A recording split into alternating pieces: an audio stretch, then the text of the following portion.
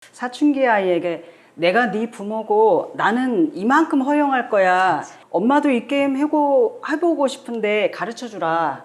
이럴 때는 어떻게 해야 유리할 수 있어?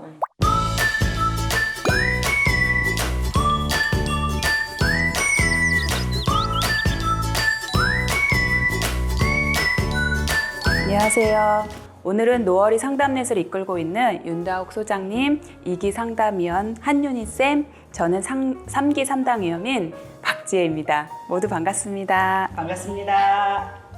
오늘 질문은 사춘기 자녀의 요구를 어떻게 대해야 할지에 대해 걱정인 가정의 사연입니다. 사연 읽어보겠습니다.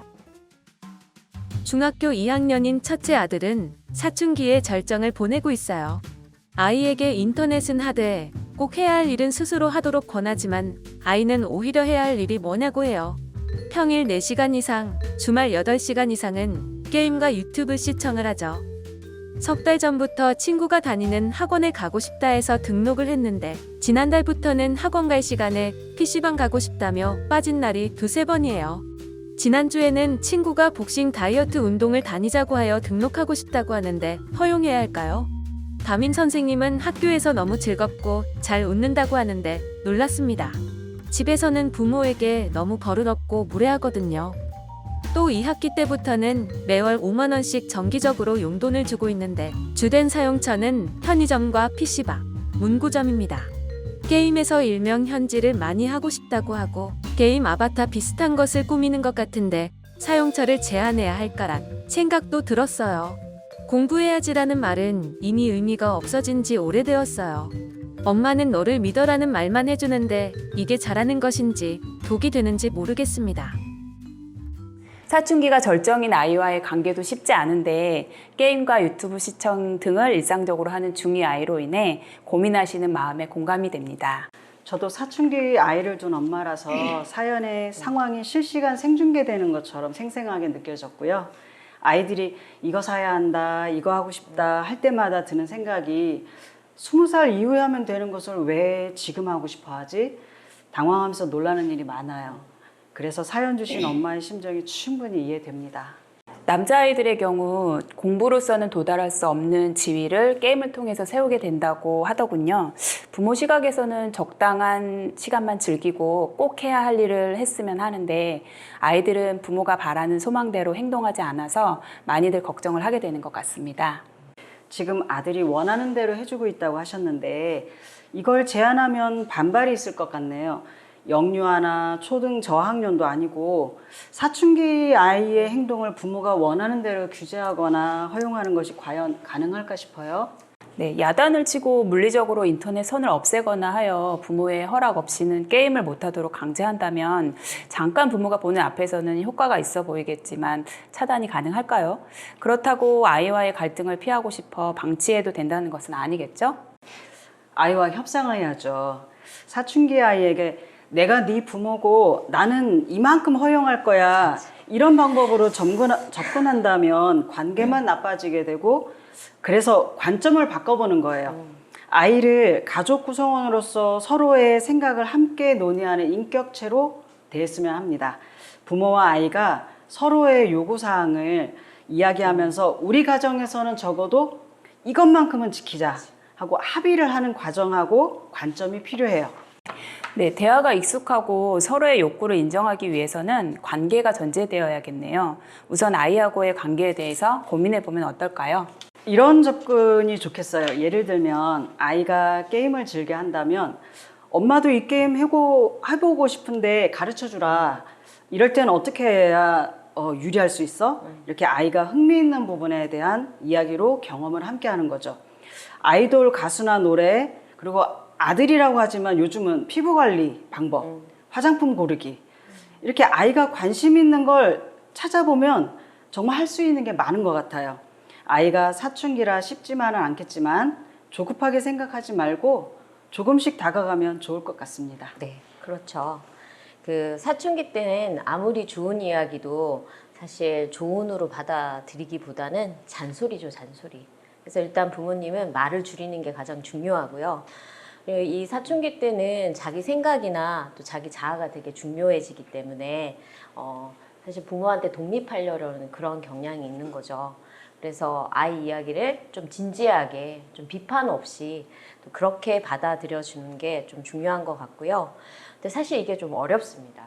그게 제일 어렵기 때문에. 근데 부모님 원래 본심은 그거잖아요. 난 네가 아프지 않고 건강하게, 그리고 네가 행복하길, 이런 거 바라는 거 아니겠어요? 그리고 부모님으로서 또 내 자식이니까 관심도 많이 이렇게 표현하고 싶고 그런 건데, 이런 걸 이제 말이나 잔소리 이런 거보다는 다른 방식으로 좀 적절히 표현하는 방법을 찾는 게 중요하고요. 예를 들면 뭐 말로 하더라도 뭐 지지하거나 격려하는 좀 짧은 말, 지난 뭐 소소하게 일상에서, 그리고 이제 바라보는 눈빛이나 이렇게 매섭게 이렇게 얘 뭐하나 이런 거보다는 그냥 따뜻하게 바라봐주고, 그리고 소소하게 건네주는 말투나 이런 제스처나, 그리고 일상에서 이제 챙겨주는 뭐 이렇게 슬쩍 좋아하는 거 이렇게 챙겨주거나 이런 것들, 이런 방법을 찾아보셔도 저는 좋을 것 같아요. 뭐 진지하게 본격적으로 막 협상의 테이블 이런 것도 필요하지만, 네. 이제 구체적 질문 내용으로 들어가 볼까요? 평균 4시간 이상, 주말 8시간 이상은 게임과 유튜브를 한다는 것에 대해 걱정이 크신 것 같습니다. 적은 시간은 아니지만 중독이라고 말하기에 앞서 앞으로가 걱정되실 것 같아요. 아마도 스스로 꼭 해야 할 일, 그러니까 공부가 되겠네요. 네, 그것을 하지 않기 때문이겠죠? 아이가 오히려 꼭 해야 될 일이 뭐냐고 이렇게 물었으면 당황하셨을 것 같아요. 그렇죠. 아이 질문은 공부해야 할 목적도 목표도 없는 대한민국의 평범한 아이들이 우리 기성세대에게 묻는 것 같아요. 자신에 대해서, 미래에 대해서 고민해 볼 시간도 여유도 주지 않고 무한 경쟁을 요구하는 것에 대한 항변 같아요. 무서워요. 만약 아이가 게임과 유튜브를 시청을 하면서도 성적이 좋다면 어떨까요? 공부해야지라는 말이 이미 의미가 없어졌다고 하셨는데, 아이의 상황이나 수준은 잘 모르겠지만 지금 상황에서 꼭 해야 할 일이 무엇인지 함께 찾아봐야 할 것 같습니다. 아이 기준에서, 그리고 부모의 기준에서 서로 제시하고 함께 협의해 봤으면 좋겠습니다. 네, 네, 맞습니다. 저 사춘기 자의식이 강해진 아이들한테는 일단 강압으로는 해결이 좀 안 되고요. 이미 이제 경험하시고 계실 거예요, 사실.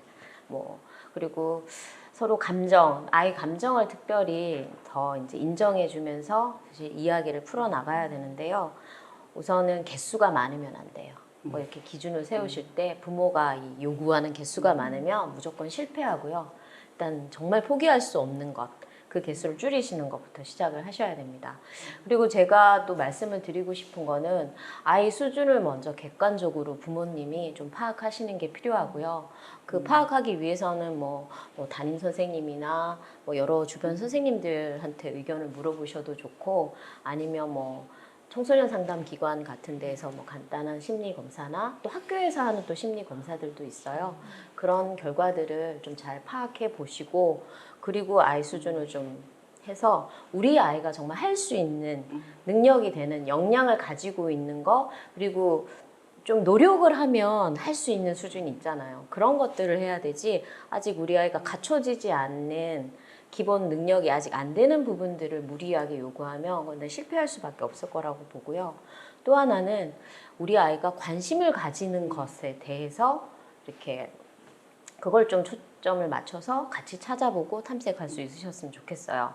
왜냐하면 아이도 뭐 게임이든 스마트폰이든 자기가 사용 좀 줄이고 다른 거에 몰두를 하려면 재미가 있어야 하잖아요. 그러면 자기 관심을 가지는 거에 재미를 가지고 있으니까 좀 재미를 느껴야 나도 좀 뭐 스마트폰 줄이고 싶다 이런 마음 사실 아이들 가지고 있거든요. 그러니까 이 관심의 방향을 돌릴 수 있고 또 동기가 생길 수 있게 이런 것들은 좀 방법들을 찾아서 같이 제시를 해주시면 좀 낫지 않을까. 그리고 이제 만약에 정말 이렇게 너무 많이 하고 있다, 그리고 일상생활에 정말 방해가 되고 있다, 뭐 학교 과제나 숙제들이 지금 안 되고 있고 뭐 새벽까지 하느라고 그 다음날 지각이나 뭐 혹시 무단 결석까지 이어진 이런 좀 위험한 상황이라면 그 저희가 추천해 드리는 그런 기관들 저희 자막에 이제 제시되는데요. 거기를 이용하셔서 이제 객관적인 이런 파악을 해보시면 좋겠습니다. 네, 다음으로 친구 따라 복싱, 다이어트, 운동 등록하고 싶다는 것에 대한 허락 여부와 또 아들의 돈 사용처를 제한해야 하는지에 대한 고민을 하고 계시는데요. 허용해 주어야 하나 제한해야 하나 같은 양자택일은 사춘기 자녀를 훈육의 대상으로 보시는 건 아닌가 싶어요. 물론 아직 미성숙한 청소년이니 잘 가르쳐야 한다는 그건 맞는데, 하지만 친구와 뭔가를 같이 하고 싶어 하는 것은 또래 문화가 발달하는 청소년기 특징이잖아요. 아이가 친구와 같이 하고 싶다고 해서 그렇다고 뭐든지 가능하진 않죠. 우리 가정 형편에 맞지 않게 뭐 고가의 취미 활동을 하려고 한다거나 위험하거나 다른 사람에게 피해를 주는 그런 활동은 허락할 수 없는 것처럼 가정 안에서 안 되는 범위가 있을 거예요. 이걸 아이와 공유하고 설명하고 일관성 있게 지켜야 합니다. 아이의 욕구를 들어주고 원하는 마음은 알아주되 안 되는 이유에 대해서는 충분히 설명해 주시면 좋겠어요.